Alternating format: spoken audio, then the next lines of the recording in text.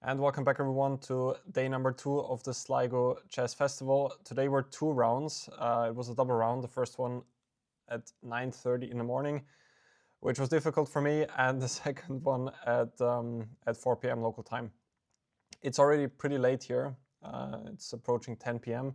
because I had a very long second game. Generally, the whole day was quite difficult.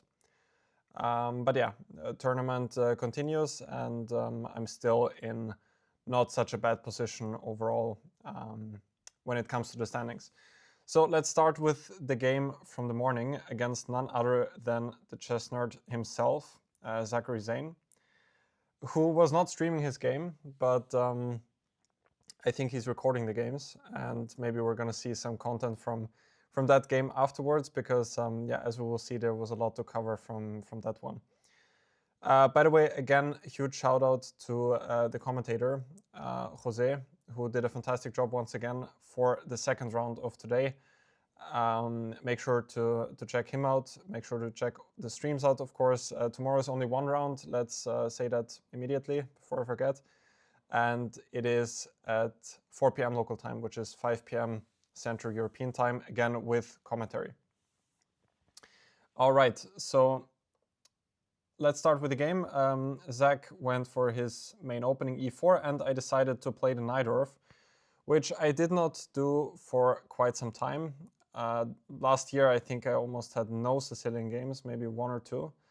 But the Najdorf has been one of my main weapons for quite a few years. I just more or less stopped playing it like two years ago or something like that, because the whole theory just became a bit overwhelming for me. Like, white has so many different ways to pose problems. Generally, of course, Najdorf is a great opening, but things often became a little bit sharp. But I'm playing this tournament to experience again with some new openings.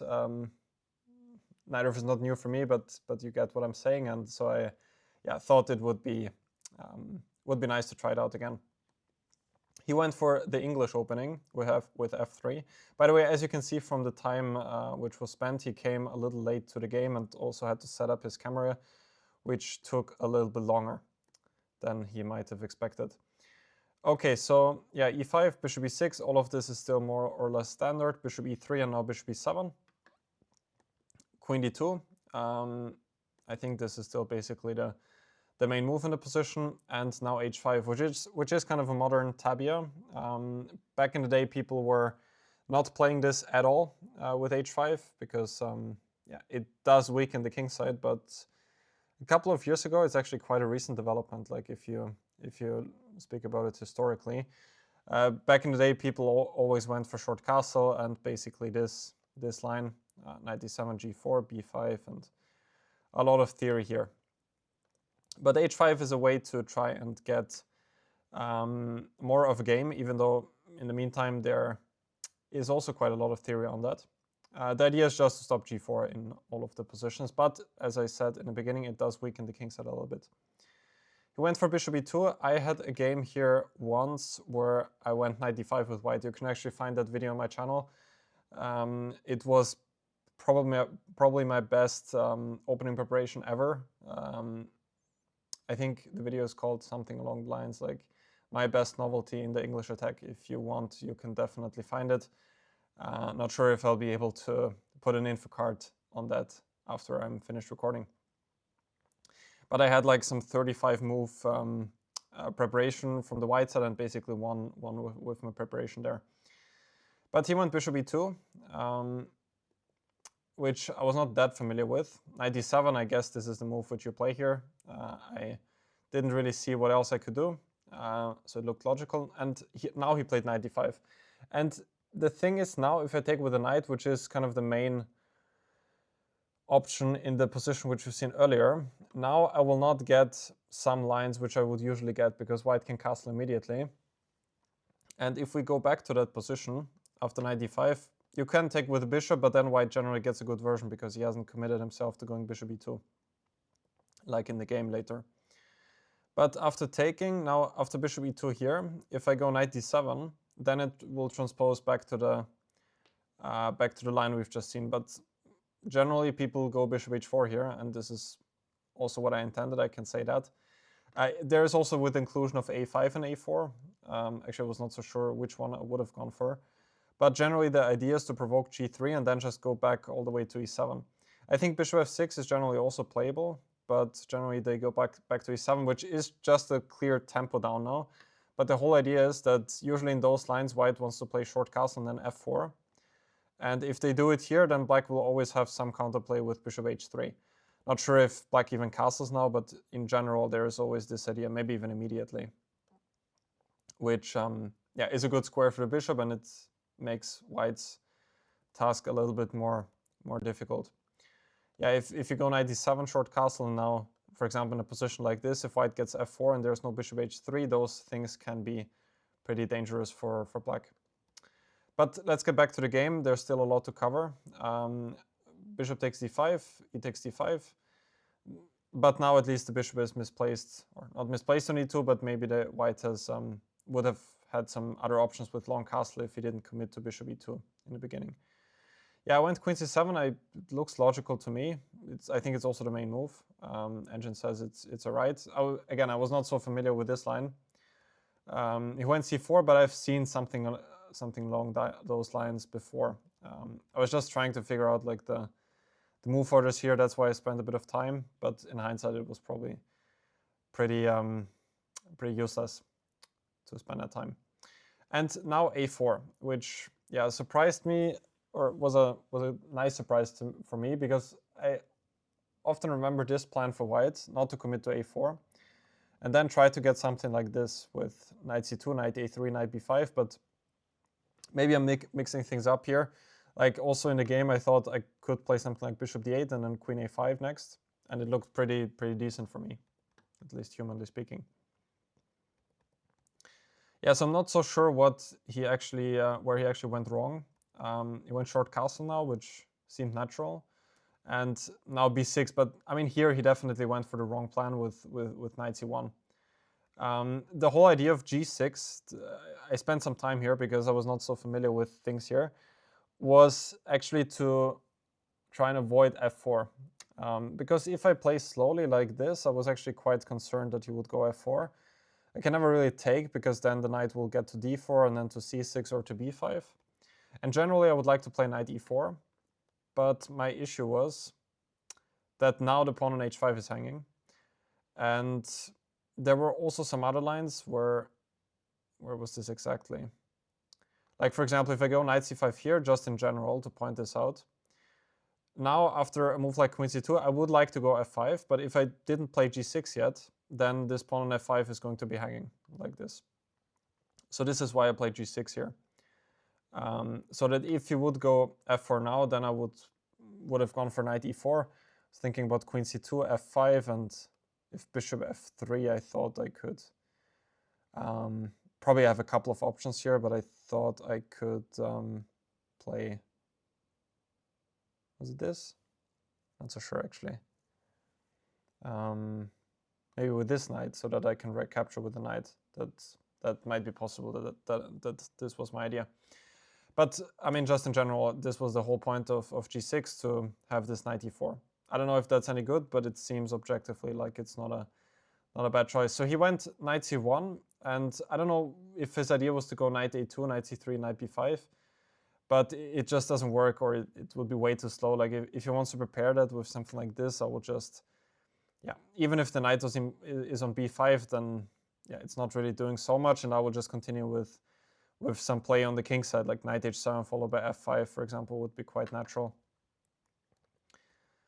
So positionally speaking, I'm doing pretty well here. I'm not sure what white should go for. Computer says bishop d3, which reminds me a bit. With one of my students, I analyzed this at some point, and he plays this with white. And generally, I think white's plan was to go like king h1, rook he1, rook ae1, and then try to play g4 at some point. But yeah, it's difficult to understand that or to find that. And even if white gets that, I mean, black also has some counter chances, like knight c5 at some point would be possible, maybe knight h7, f5.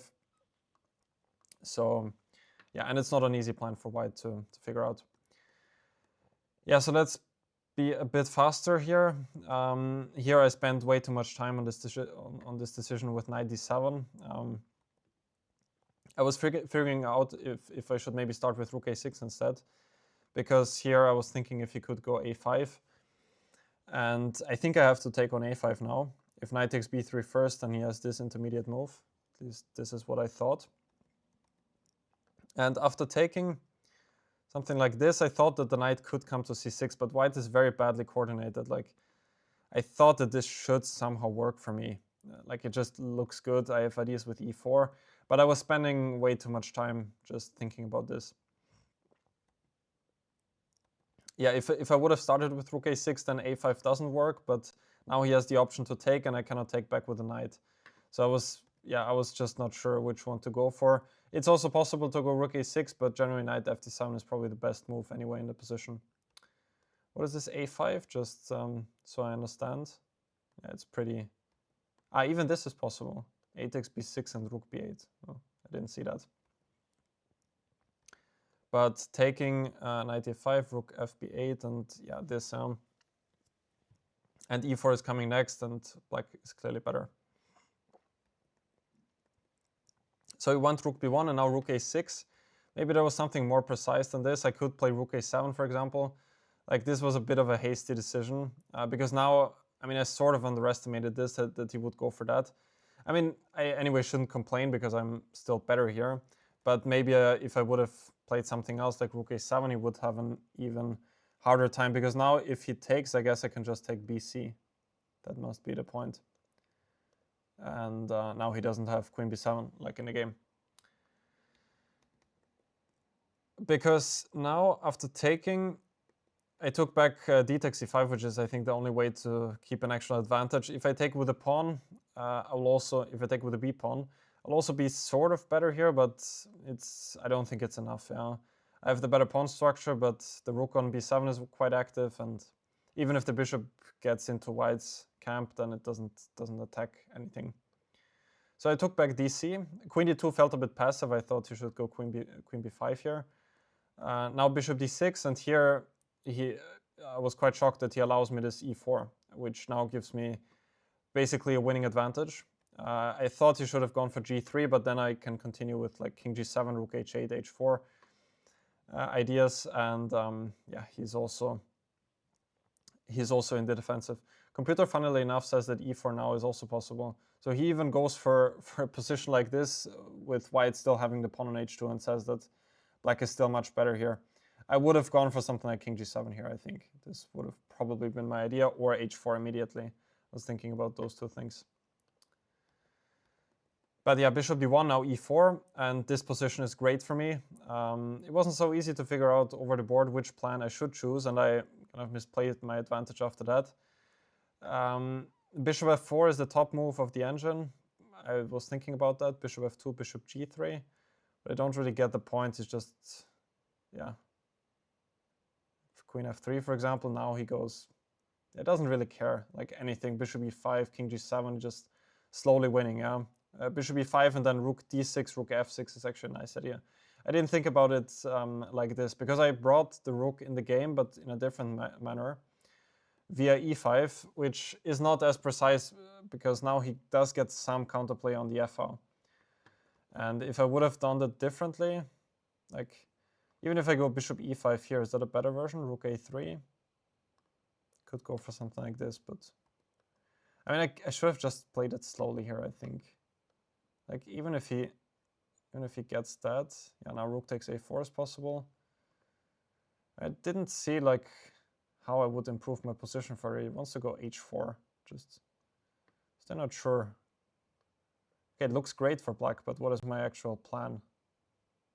This is minus 1.5, but maybe exchange one pair of rooks like this. But it's not so easy to break through here.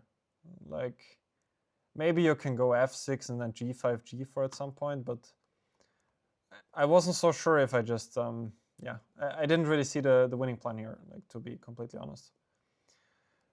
So I tried to play it like this. If I go queen e7, queen e5, then he has rook h3 always to protect the checkmate. And again, I didn't see a great way to continue there. But I underestimated his play now on the f-file and panicked a bit with f5. Instead, the computer said I should go for king g7, and what I missed was rook f3, now just to protect with rook a7.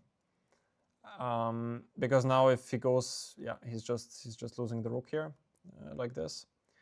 And I think what I also missed was if he goes rook f6 now, it bothered me a little bit. That I think I can go rook g5 here. I think this is what the engine wanted here, and says that I'm just completely winning with rook can go to g4 and then bishop e5 will come. So yeah, that would have been a more clinical solution for sure. I went f5, which was yeah, not the best. He went queen g3, which felt logical, even though rook f3 is objectively better. Let's jump a bit ahead now. He took on f5, both quite low on time now. And yeah, this is where it all culminated. Actually, there was a nice move here, queen h4, but it doesn't do anything. It's just a nice trick that if he takes, it's checkmate. But he can go rook h3 instead. Again, I was thinking way too long here, like if I should take on f1 or go rook e5. I guess both is pretty good. Actually, rook e5 is not so good because of rook g3. I didn't even see that. If I take, it's some perpetual. Rook g6, king h7, and rook takes d6, and it's perpetual or like this. Yeah, that is fantastic. Yeah, taking on f1 was a good decision. I played rook back to a8.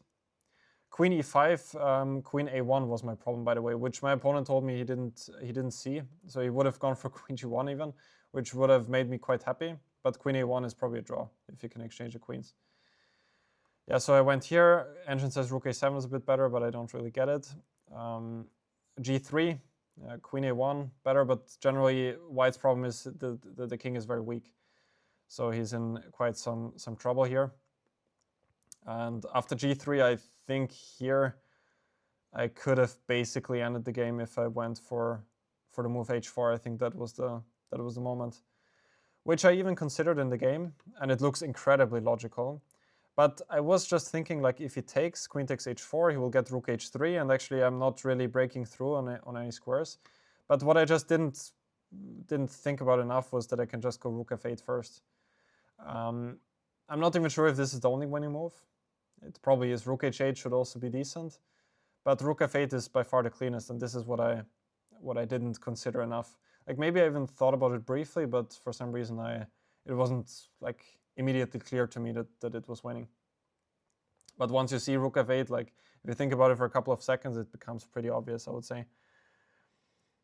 All right, so I went rook f8 instead, which was still good. Queen a1 check, king h7, queen d1. But now queen e5 it was the first mistake. I think queen g5 would have been better according to the computer, because what was the point if king g2 now, which he played in the game, then I guess I can go for h4. Yeah? This is the main difference. Yeah, queen e5, and now the move order I think was wrong, because like I'm not 100% sure. Because I didn't keep the score sheet, but I'm really, to this moment, I still can't figure out if this was the game why I didn't play this. Maybe I just saw queen h5 and then didn't think about king g7 anymore, because White doesn't have any way to stop mate or to lose significant amount of material. So this is really baffling me. If it really appeared in the game, again, I'm not 100% sure anymore, because it all like went so fast, but this is really not difficult to see. And if queen f7, then just king h6. And also now this bishop endgame is lost because this pawn is worth nothing and I have to connect the passed pawns. So this was really, if it happened in the game, like we talked briefly that we thought that king g2 was played first, but it wouldn't make a lot of sense that that the transmission was not working here for whatever reason. But yeah, maybe it was played in the game. So according to this, I went king g7, king g2. Now this position was definitely in the game. And here I just panicked with low seconds and took on f3. I still have some chances here, but I already let go the biggest chances, obviously. I just shouldn't take. I can play still a move like queen g5, for example, but if I take, then like he cannot even take on f8 himself because I can just take on g3. So yeah, anything would have been better than that, and I still keep pretty decent chances. Like even a move like rook e8, I guess, still asks quite big practical questions to him. Queen d3 only move, and then just queen g5, and it goes on. Yeah. But I took, and after that he defended very well. There was nothing much going on anymore. I tried everything I could. There was one more interesting moment. Where was it? I think it was a bit earlier. At some point, yeah, when the king went to h4. This was actually the only move which he still had, because if king h2, then I'm winning g3, and if queen g2, then I can pick up the pawn on c4. So this was sort of luck on his part, but at this point he already deserved it because he did defend pretty well the earlier moves. But after king h4, I just don't have anything because bishop e7 is not possible, and I don't have any checkmate ideas. All right, so the game then concluded with him claiming a threefold repetition for the first time. I don't know where it was, like I guess around here. And then it was incorrect. The arbiter checked because I was not ready yet to declare the game a draw. But then in the end, again, a threefold repetition was reached because I was already trying the position for quite some time. And at this point, he was correct, and the game ended in a draw. So obviously a disappointing game for me, but yeah, my opponent defended well, and it's just my own fault that I wasn't able to convert it. And yeah, that brings me to the next game. I will keep it as a one cut, so I will just adjust this briefly, where I played against a Ukrainian IM who is already 66 years old, but he played a very good fighting game against me, and it was also very difficult. It was actually the longest game in the playing venue, and I was playing for 4.5 hours, I think, which doesn't sound like a lot, but we don't play with any additional increment after 40 moves. So we were both on seconds for quite a long time. Okay, I just needed that. So I played e4 again against my opponent, and I just briefly saw that he usually goes for the peers against e4, which I was kind of happy with. So that's why I did go for it. And as I said also in the previous video, this tournament is for me like trying out some new openings as well. So yeah, it felt like a logical decision. So he played knight f6, and I went for my pet line with bishop d3. Knight c3 obviously is also a dangerous line where black can play e5, going for the Philidor, or g6. But bishop d3, I've been playing this for like 5 or 6 years already, which cuts out a lot of theory actually, and gives white a more solid way of handling the peers and the Philidor as well. And it's actually also objectively, it's quite a critical system. I gave exactly what happened in the game. I also gave it in my Reti course for white. So if you like the system, go check it out. I did analyze this in more depth in my ChessBase Reti DVD as well. Yeah, so black could also go for e5, and then white usually goes c3 and then wants to develop with knight f3, short castle. If black plays in the typical Philidor way with bishop e7, knight d7, then white just generally tries to get like a Spanish-Italian position, goes knight d2, knight f1, knight g3, and play the position from there. And I would say that generally white is a good version compared to some Italian or some Ruy Lopez, because we got d4 in one move. Usually, often white goes d3 and then d4. Also, the bishop went to d3 in one move. Often it goes back to d3. So that are already two tempos which we spared, and black also didn't kind of choose the most active squares for the pieces. But I like to think about the line as kind of an improved Italian or improved Spanish. So he went g6 though. Now knight f3, bishop g7, short castle. This is all still more or less standard here. And I went for c3 and knight c6, which is the best move in the position. Black could also go knight d7, but black should rather play the position with the knight on c6 with the idea to go e5, just to have some pressure against the d4 pawn in those positions, because now, even if black goes e5, he's not attacking anything in the center. So knight c6, h3, I was still in book here, e5 and rook e1. As I said, this was my repertoire, which I gave also in my Reti repertoire for the white side. And here he went for h6, which I think is not supposed to be the best move. Usually black goes for the move rook e8. By the way, in general, engines are quite happy to play d5 in those positions and just go for this type of King's Indian. But I'm not so happy generally to play this. To me, it seems now that white is kind of a tempo down, and generally black has some ideas with knight h5, knight f4. h3 also might not be so useful in many positions, especially if the knight appears on f4. There can be some weaknesses there. So I just, practically speaking, rather would not go into this specific kind of King's Indian. Also, engine gives if rook e8, which is probably the best move, computer wants to play like this, which now at least is an argument that the rook is misplaced on e8, because black would like to move the knight and go f5 next when the rook on e8 is misplaced. But still, I don't think this is even so simple. Black can go back rook f8 next, and it's a typical King's Indian fight.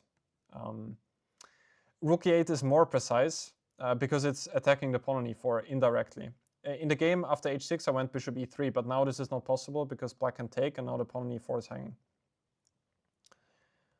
So here, most people go for knight d2, actually, but it has the downside that black can go either knight h5 or knight d7. I think knight h5 is even better. And now the d4 pawn is unprotected, and white would usually like to go knight f1 now. But this is not possible because now black can just take the pawn on d4. At least I think so. Maybe there's bishop b5, but maybe queen f6. Is that possible? Could be an idea. But as far as I know, this should not work well for white. So this is the idea. Now you might ask Felix, if rook e8 would have come, then what would you have played? I will give you a little secret. In my Reti course, I recommend the move bishop c2, which is very, very smart. It was not my idea. It was firstly played by Rasmus Vanne, so all credit to him. Maybe someone else played it before that, but I've seen some games of him where he applied this system. And the idea is, if black goes now for a waiting move like h6, for example, then white can go knight d2. And if black goes knight h5 now, then white can go knight f1. And now the queen is protecting the pawn on d4. So this is the whole idea. I think this is like pretty smart. And otherwise, white wants to continue with bishop e3, queen d2, maybe rook d1. At some point, white can play on the queen side with b4 and b5, and white should generally have the more pleasant position, just extra space. Yeah, so this move bishop c2 is the whole point. If black starts with knight h5, now obviously knight d2 would not work again because d4 is hanging. But instead, now white can go bishop e3 because now black is not hitting the pawn on e4 anymore. And again, continue with knight d2, followed by perhaps knight f1. But my opponent went h6, and now it gave me the chance to play bishop e3. He went knight h5, which is a typical idea. And I thought that now he would go for the move queen f6, which seems like the most natural to me, but instead he started with knight f4. And now I decided to take on f4 and change the structure. We'll get to that in a second. I'm just wondering, after queen f6, what I should have gone for. Computer says that I can go for b4 here immediately. I was thinking about ideas like this, but I was not sure like where, if I have compensation here, like just long-term compensation. And the computer says says that I do, but I don't think I would have gone for this. I mean, I do have ideas like rook c1 are coming, but yeah, this wasn't so obvious to me, or just queen c2 or queen b3. Just trying to use the open files in kind of a Benko style. I was considering a move like a3 even, just to prepare b4, but at the same time was wondering, if he goes a5, then what do I do? Generally, bishop f1 was another idea which I considered, just prophylactically stepping away of knight f4. But I was not so sure about those positions in general. Like, I knew that I should be better, but how can I like mobilize my queens at a4 would be another idea, but then how do I continue after a5? Rook c1, it was another move which I thought about. which looks completely insane, but I've seen ideas like this, again, to prepare b4, after which, if he takes on d4, then my rook is going to be active on the c file. But again, if he goes a5, then what do? It's not so simple to play. There are ideas with king h2, g3, I thought about that, but the funny thing is that even if something like this, I thought that even taking is not a threat, because my bishop is going to be trapped. But objectively speaking, black is much worse here, because he also has created a lot of holes in his camp, and yeah, his pieces are, if they at some point get kicked backwards, white just has way more space than black does. But he went knight f4. Now, I also thought about bishop f1, just going for that, but I thought if I can change the structure to this, I'm definitely going for it. Even if I'm giving away the bishop here, now we see this whole point of the system with c3, that generally we're restricting this bishop on g7 by quite a bit. If the pawn is on c4 instead of on c3, then black is, like, if we just put a position like this, for example, even with white to move, I think black should be better now already, because d4 is hard to protect. If knight b3, something like a5, a4, and white is quite weak on all of the dark squares. But with the pawn being on c3, the whole center is nicely protected. So I went b4, which appears to be the best move, and now this works well. I don't need to worry about him taking on d4. I'm just trying to gain more space on the queen side, and the problem is that he cannot mobilize on the king side quickly enough. Like if he starts with some g5, even g4 is not a threat just yet, but okay, if he gets like 3 moves, h5 or 2 moves, h5 and g4, then he might have good play on the king side, but he just never gets there. Like for example, here I could maybe counter in the center, first b5 and then e5. Now already h5 is not possible because the pawn is hanging, and he's also weakening all of the light squares, so this just looked terrible for him. But here he started to fight pretty well, I have to say. He went knight e7, and I was actually unsure what to do, because I thought that he might now intend to go c5 to try to counter in the center. This is why I played the move e5. I was also considering moves like b5, because I was not so happy with the decision to go e5 just yet, because I am giving him some room for his pieces to maneuver, and he can now close the center, which he did in the game. Objectively, it was a good move, but I was just thinking if I could first ask him what he wants to do. But with all of those moves, I thought that he could play the move c5, and actually that's possible for black.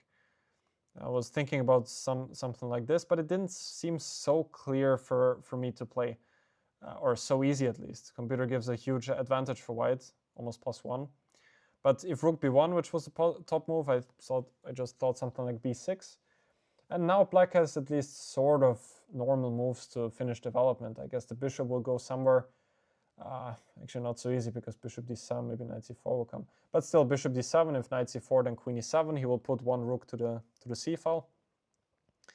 And I cannot now move my center, because if I go d5, then the dark squares will be weak. And if e5, then my whole center will just collapse. So I realized that I should now probably be playing against this pawn with some knight c4, queen b3, and queen a3, but it just all didn't feel like the right approach. Also, if I go for a move like a4, then I thought he would go for c5. So that's why I went e5, because now if he goes c5, I can take, hitting the knight, and now take on c5. So he went for d5 now. And here, after spending some time, I went for knight h2, which afterwards I was very unhappy with, but it's actually one of the best moves. Probably it just doesn't really change the engine evaluation, but I was mostly unhappy with that I missed his next move, which is h5. The whole idea of knight h2 was that I want to play queen f3 next. Like if he continues some development with bishop e6, now queen f3, and now I'm targeting the pawn on f4, and I'm basically forcing him to play g5 unless he wants to lose the pawn on f4. But then I can go queen h5 and then knight g4 right away, which looked very dangerous for him over the board. So that was what my idea was. So in case some of you were watching and saw knight h2 and were asking, was Felix drunk? I was not, but I just missed the move h5, and now after queen f3 he has bishop h6 to protect the pawn. So that was a bit of a shock, but after that I just continued playing normally. and I should play also on the queen side there. Still, I think a move like immediately b5 or immediately a4 would have probably been a bit more in the spirit of the position, because he can anyway not really move the king side. If he goes g5, then he's not threatening anything. I can just go queen c2, for example, preventing knight g6, and he has a lot of problems on the light squares. And if he goes h5 now, then my knight is already on a good square on f3. And I could go knight g5, for example, or h4. But yeah, I missed this. Then I continued playing pretty normally, I would say. Bishop e6, a4, which is decent. Knight hf3 is also a move. What does he want after bishop h6? Just c4, yeah. This was another thing I was just not thinking about at all, basically. And computer has basically winning here. I saw those ideas at some point, but it just felt so ridiculous to go back with the knight to f3. Like I was trying to wait with it as long as possible, so that I'm just at the very least like pretending that that I planned this whole knight h2 as an idea. So that was difficult for me to switch back again. I'm still not sure though, like after knight f3, bishop h6. Like now my problem was I thought he would actually go for g5, but the computer just doesn't care. First of all, there's c4, but even if I go for a4, maybe just knight h2 back, yeah? Knight takes g5 even. I missed so many things in this game, generally today. Yeah, and if knight f5 first, like what does he want here? Just a move like a5. This just never works, yeah? g5. Knight h2, just crazy. Knight g7, bishop e2. And he's just collapsing. Yeah. So maybe a knight h2 was not even bad, but I just yeah, now I have to go back and then try to use the g5 square. So I played there on the queen side, queen d7, and yeah, still I should go back knight hf3, and if bishop h6, then again this plan with c4 is very, very strong. D takes c4 and knight takes c4. Still not so obvious to me that this is just winning at this point. Well, like what is the cleanest? Rook a4 is possible. Also, this was one of the lines like to take, and then bishop e4, maybe bishop c6, and then queen, and then d5 could be coming next. Yeah, it was my own problem. Like at this point, I was still a bit annoyed by going knight h2, which, yeah, I was not in a great mental state at this point. Now he went for c5, which actually like happily surprised me, because now I get to at least get the better pawn structure here. But it was actually not a bad idea, I think, for him, like objectively speaking at least, because probably he realized that this plan with c4 can be also quite dangerous in the future. I was thinking that he would just go for, I don't know what, like bishop h6 maybe. And yeah, if at some point I double, like I thought I could go queen e2 and then rook a1.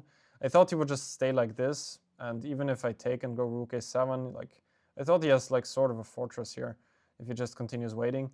But obviously I would have tried something, and maybe at the right time I could have seen this idea with c4 as well, which is just always strong and not even so difficult, because I mean, like I am creating d4 as a weakness, but at the same time it's like the only pawn break. All of my pieces are on good squares, especially if I get this knight back finally to f3. It's kind of obvious that white should go for c4. So yeah, in the game with rook a2, I guess this was not the most precise way of starting, because I am allowing this, but I'm not sure how I could have. Yeah, still knight hf3. Yeah, this is what we were saying, and just playing c4 immediately. Yeah, this is the best. Yeah, now we went for the structural change. Again, I spent way too much time on this decision, trying to think about between keeping rooks on the board or not keeping them on the board. It's, funnily enough, it has the same objective evaluation. This, I had the concrete idea with queen b1, that I'm hitting this and also kind of looking on the g6 pawn. But generally it felt to me like I should keep as many heavy pieces on the board as possible, because then I can attack b6 in a better way. But yeah, both are possible, and in the game it was anyway good for me. Queen b1, now queen d8 was another move I missed. I'm like clearly better here, but I just didn't really realize it in the game. This was the main problem, I think, which I faced. Like, my idea in general was if he goes queen c7, now I can go knight f3, and it was always my dream to get knight g5. But I always had the problem with bishop h6, but now it does not work because I have bishop takes g6. And if takes, then queen takes g6, I'm just picking up the piece again, and I won 2 pawns. So this is what I was hoping for, but he went queen d8. Now, anyway, knight f3 is the best move, but I wasn't sure about g5 here. I think that was it, right? Or I went for knight f3 here. God, I'm already so tired.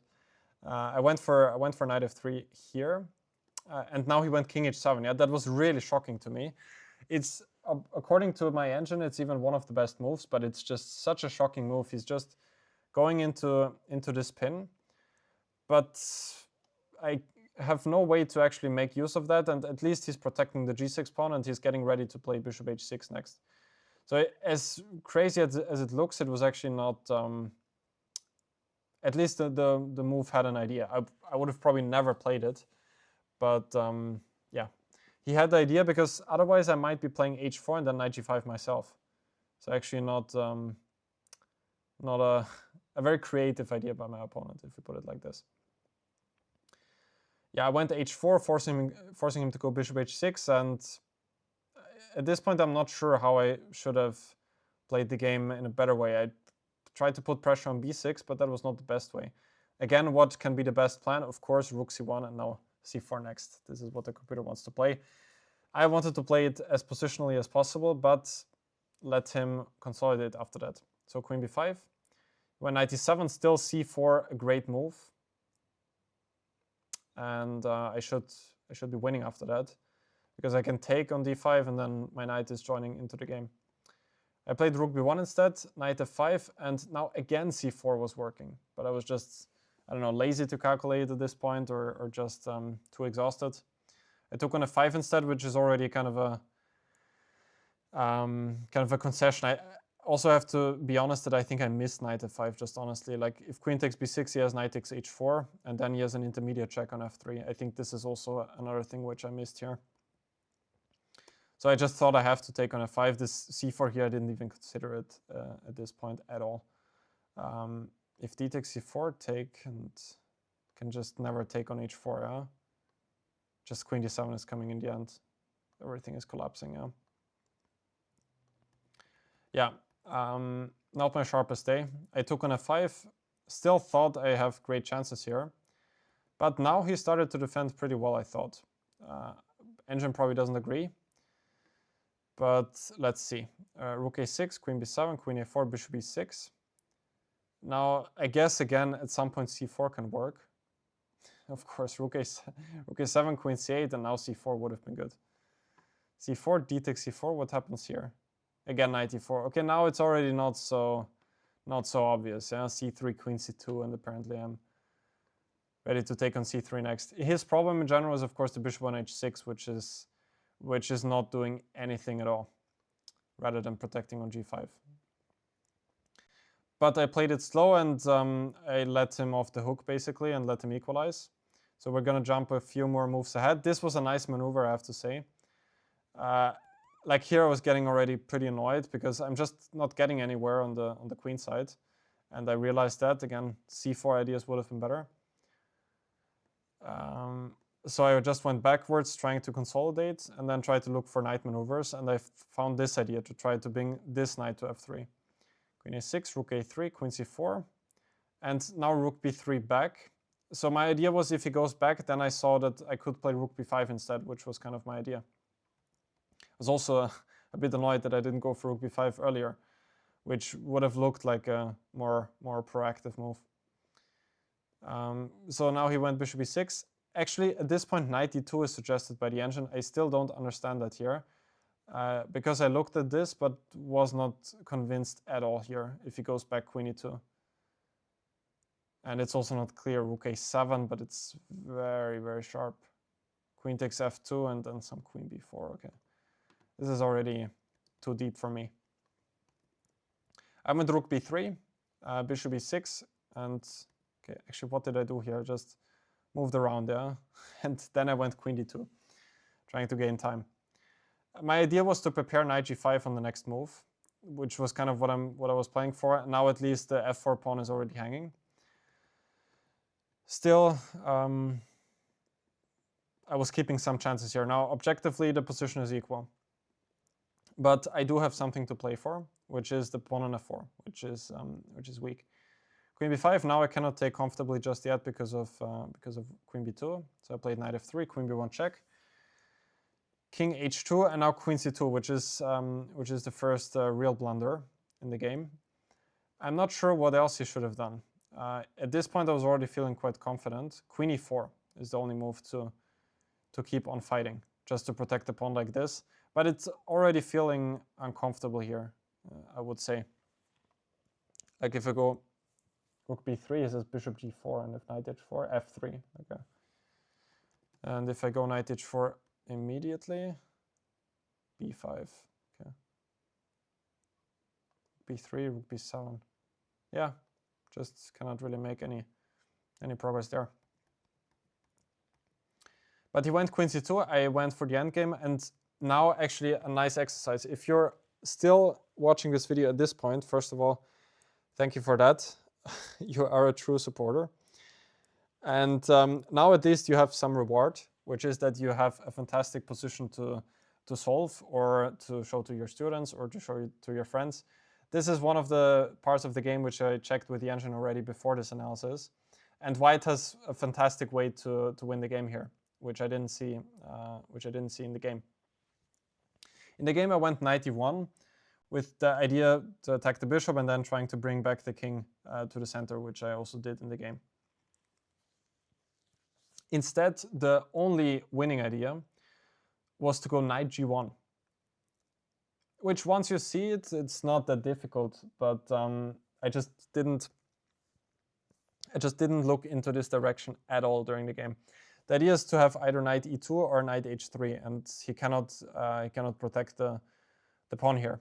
If he tries to go for some counterplay with b5, I could even start with f3. Yeah?